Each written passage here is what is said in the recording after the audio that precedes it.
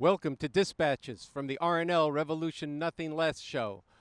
My name is Andy Z. I'm the host of the Revolution Nothing Less show that comes on YouTube every Thursday night at 5 o'clock, and I'm sitting here on the evening of May 30th in front of the Los Angeles City Hall, where last night there was a massive protest that began here and spread through downtown with over 500 arrests, with many protesters injured, shot by beanbags and rubber bullets. These protests followed protests that began on the night of Tuesday night, this past week, after the murder of George Floyd. When we at the Revolution Nothing Less show saw the skies light up that night, and we saw the people had lifted their heads and were rising up, demanding justice, we said, we can't just be working in the studio for our weekly show. We have to be out in the field. And so my co-host, Sarah Taylor, is now in Minneapolis, Minnesota. When we saw that video, the first video of George Floyd, with a policeman's foot on his knee on his neck, when we saw that, we saw him and heard him plead that I can't breathe. Please, I can't breathe. It was horrific. This was someone, this policeman, who didn't regard George Floyd as a human being. And then, later in the week, we saw two more cops were on his back from the other side. And in this, it was almost unbearable to watch, but why this has sparked such protest around the country is because that knee on the neck of George Floyd symbolized the knee on the neck of black people since 1619. Through the foundation of this country, this institution of slavery being codified into its constitution, the betrayal of the emancipation of black people after the Civil War into an era of lynching and terror from the Ku Klux Klan, and then, in recent decades, the white hoods being changed for the blue uniforms of the police as thousands of black people and brown people especially being killed by the police. Over 2.5 people per day for years and years. All of this. Black and brown people disproportionately affected by the COVID pandemic. All of this symbolized in that knee on the neck that snuffed out the life of George Floyd. No, we couldn't just sit back and do our weekly show, which we will continue to do. We needed dispatches from the front lines of people fighting for justice. We needed to bring to that fight the understanding and the leadership to this time put an end to a system that does this to people. That's why you're getting dispatches from the RNL Revolution Nothing Less show. But what we saw in the film, especially from Minneapolis, but now from many other cities, from Atlanta, from Washington, D.C., from New York City, from here in Los Angeles, to many small towns, to Louisville, maybe over 30 cities, and probably more now.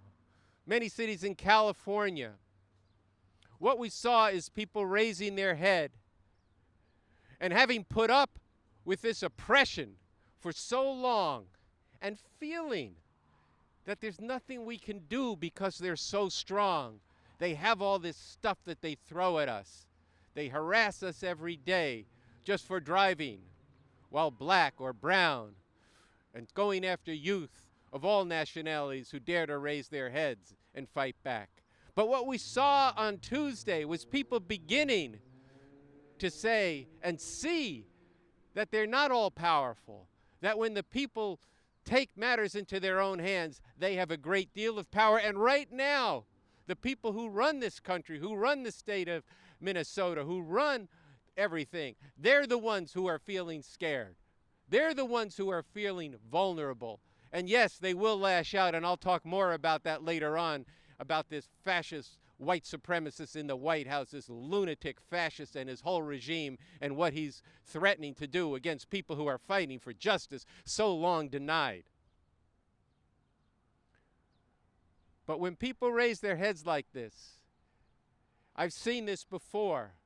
We've been through protests from the 60s to some of the struggles around police brutality, police murder, murder after murder, taking to the streets. Even just a few years back, people took to the streets for 5 days protesting the non-indictment of the police who killed Mike Brown and Eric Garner, who also cried out, "I can't breathe." We saw this. But until we end this system, these enforcers will go on and on and on enforcing the rule and the dictates of a system of capitalism, imperialism that has built into it the oppression of black and brown people in particular, as well as Native Americans, also subject to the same disproportionate police brutality. But what are we doing besides bringing you this story and what with Revolution Nothing Less, the dispatches? What do we do every episode and what are we doing here? We're bringing you that there is a way out. And we want to say to all those who are in the streets protesting, go every day to revcom.us. Watch the dispatches. Why? Because it doesn't have to be this way. Because there is a strategy for an actual revolution. A plan where they could be defeated once and for all. There's a scientific approach to this. And there's a new constitution for a new socialist republic. And all of this has been brought forward by the revolutionary leader, Bob Avakian, who's gone to work on this over many decades. And this is extraordinary and extraordinarily liberating to get your hands on now, so that as you raise your head, as you join together with young people and other people of all nationalities, men, women, differently gendered people in the streets, you also are learning about that it doesn't have to be this way. And that is something, as somebody who was a young person during the 1960s, we didn't have then, even though there was a different spirit of defiance and there was revolutions happening around the world. We didn't have a way you could actually defeat this monster that's on the backs of the people. You have that now. A revolution is a serious business. It's not an easy thing to do. It's very hard and very complex. And that's why you need leadership. That's why you need a strategy. That's why you need a way to carry that forward. And then, after you've carried it forward, to continue that revolution so that it actually represents and creates a society you'd want to live in that's going forward to emancipate not just people here, but people all over the world. A revolution for emancipation, not for revenge. That's what we're bringing to you in the Revolution Nothing Less show. Now, over my shoulder, you might not be able to see this, but some of the protests are now just showing up at City Hall. So I want to take the next few minutes to bring one of my co-hosts on, Luan, and talk with her, as well as to bring Atlas, who is our sound man every week, and he does a lot of the technical work and the editing. He creates amazing segments. They were both out in the streets yesterday, so let's see if we can get them here before things get a little raucous right here.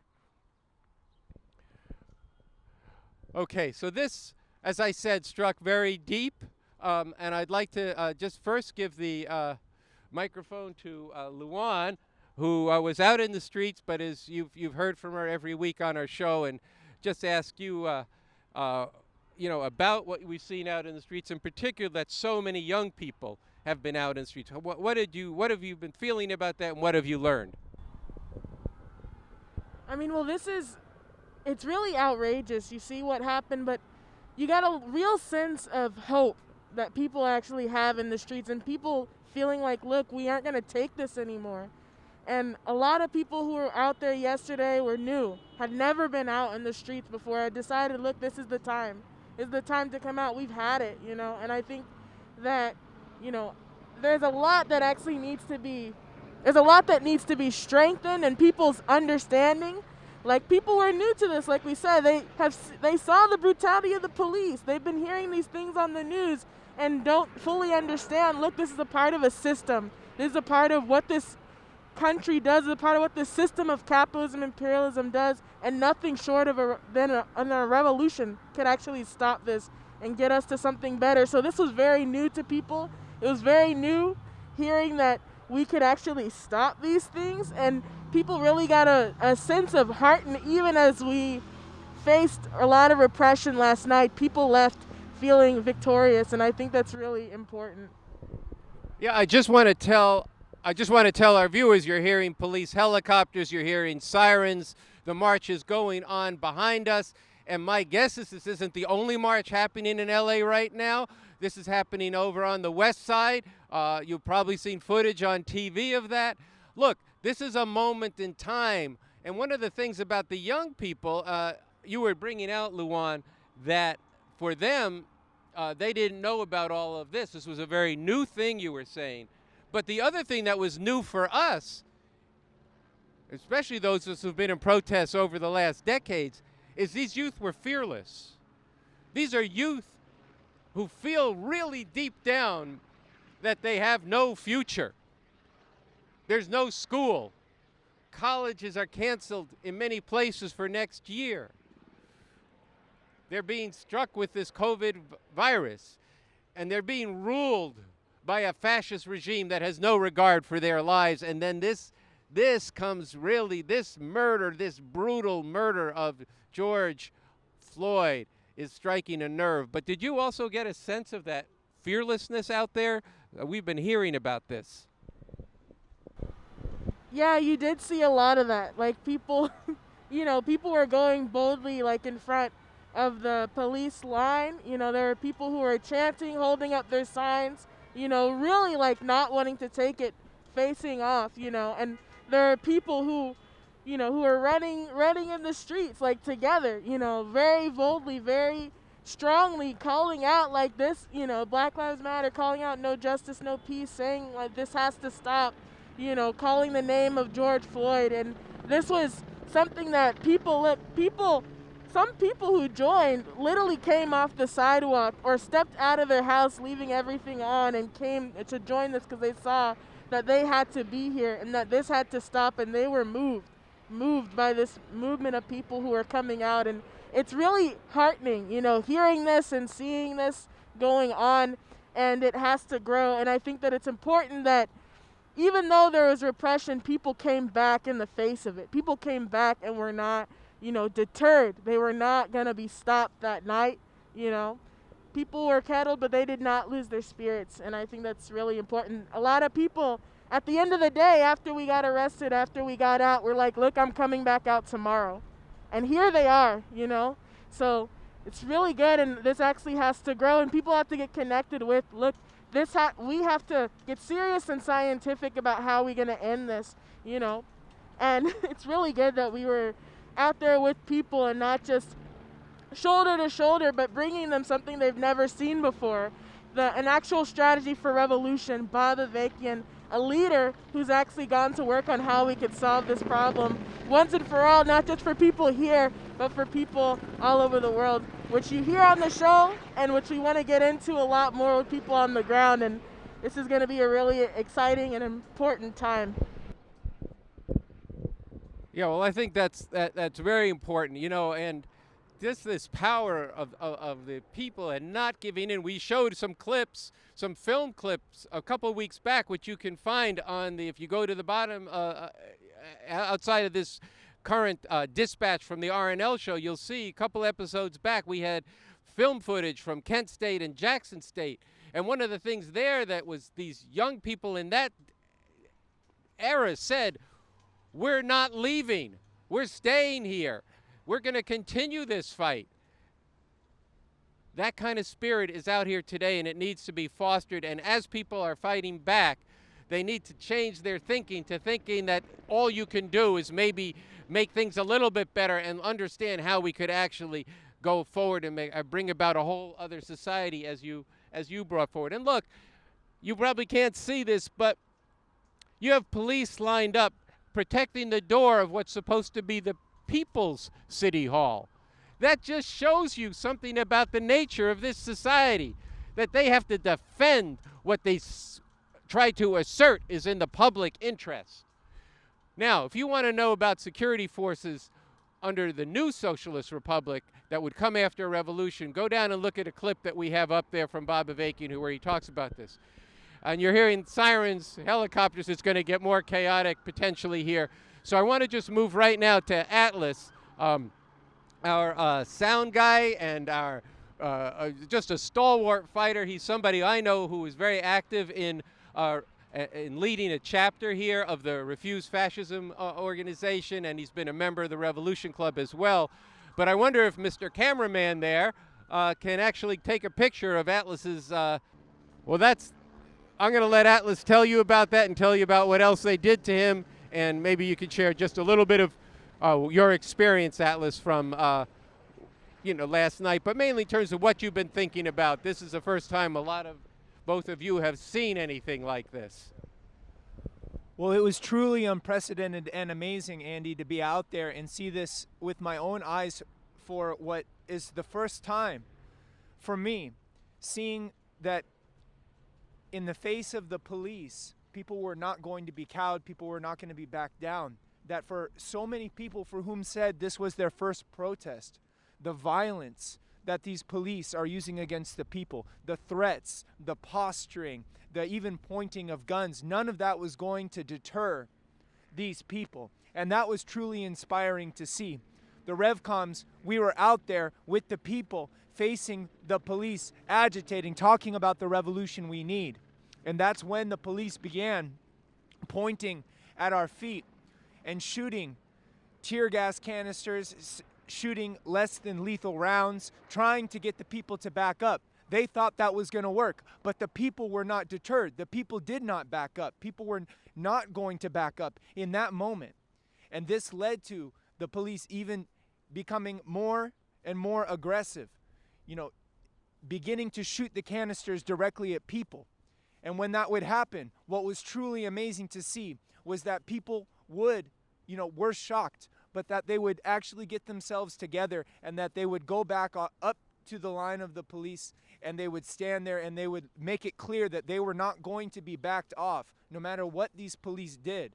And in the face of that, they swung their batons at the people that were in front, some making a point of directly targeting the Revcoms, targeting the person that was on the bullhorn, that was talking about the nature of this system, that was talking about the need to overthrow the system.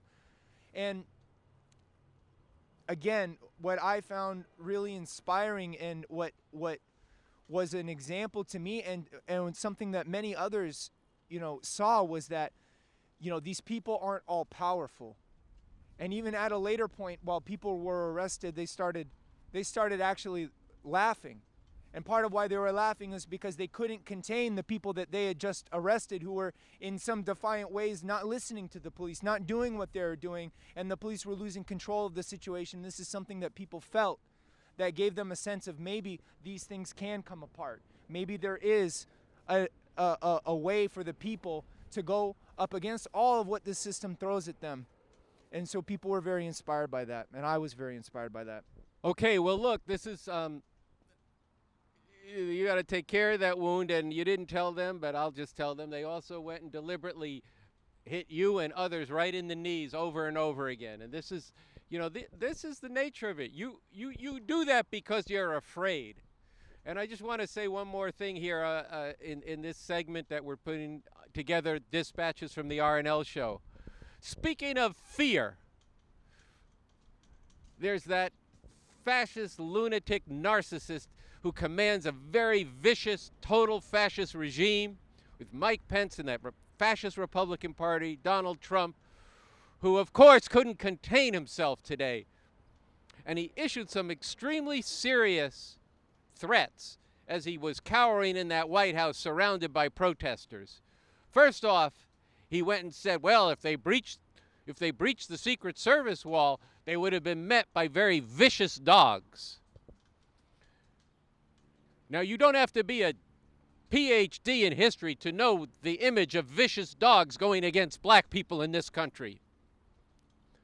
But just in case you weren't clear, Trump decided he'd quote a Southern segregationist police chief from Florida in the 1960s who said, when the looting starts, the shooting starts. This is Donald Trump. This is a fascist regime.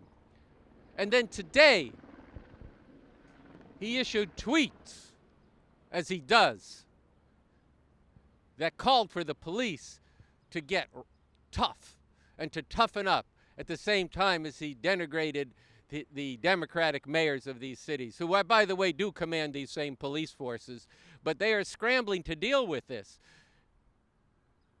But Trump was calling to get tough. And then in an impromptu news conference outside the White House, he said once again, as he did a couple of years back, that the police should get rough with the people. Now look, that's him. But then his attorney general had a press conference where he's starting to invoke laws that were passed in the 60s to directly going against the revolutionaries of that time and to be used now against all the protesters who are out there in the streets demanding justice. So this is going to be a two-sided fight, but it's one that is necessary to be fought by the people and to not give in.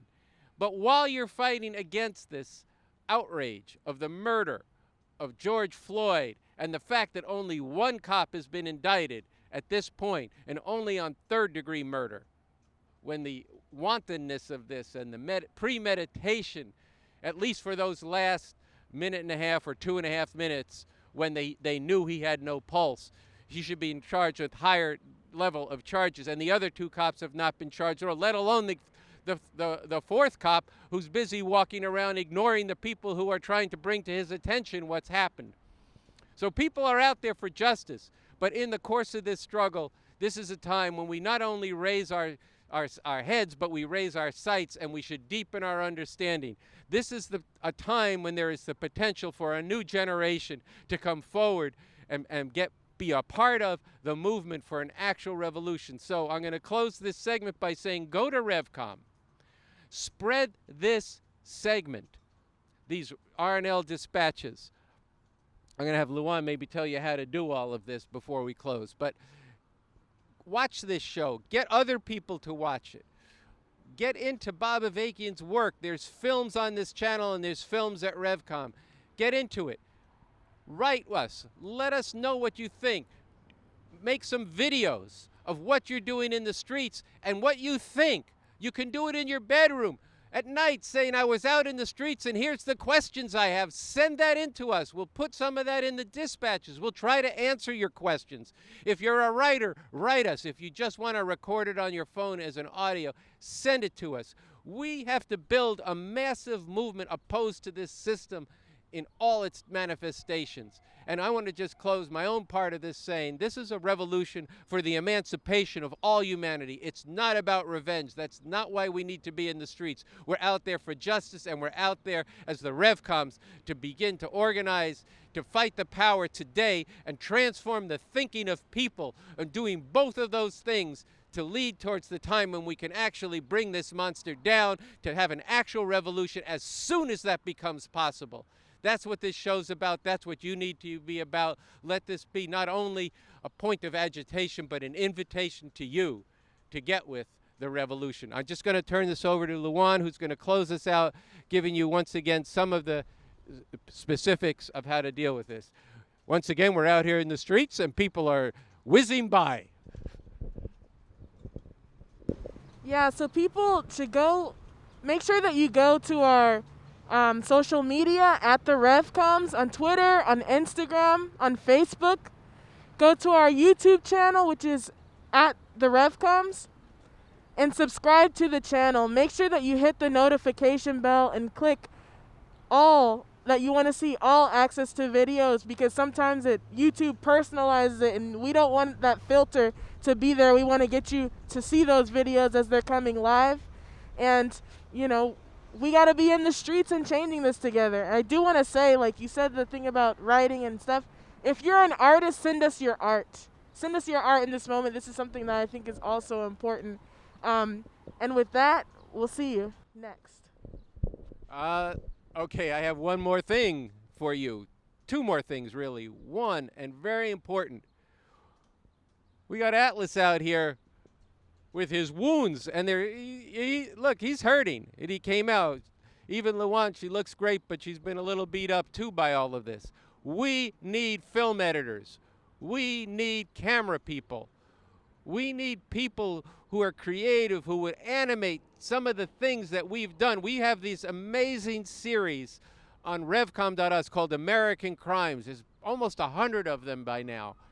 And you watch our last episode, episode number 10. It's actually a great episode to watch. You'll see how some of this is brought to life through actually through the work of Atlas. And what we need more people doing this. We have a lot of material, and you can create material. So you need to write us at our email address, which is therevcoms@gmail.com. Write us and volunteer, and we'll get back to you right away. We really need your help. And now, since we've said a revolution is possible and that it's necessary, when you go down below, look for the film, Why We Need a Revolution and How We Could Really Make a Revolution. And with that, once again, we'll see you again very soon with dispatches from the RNL Revolution Nothing Less show. My name is Andy Z. I look forward to hearing your comments and seeing your comments. Thank you.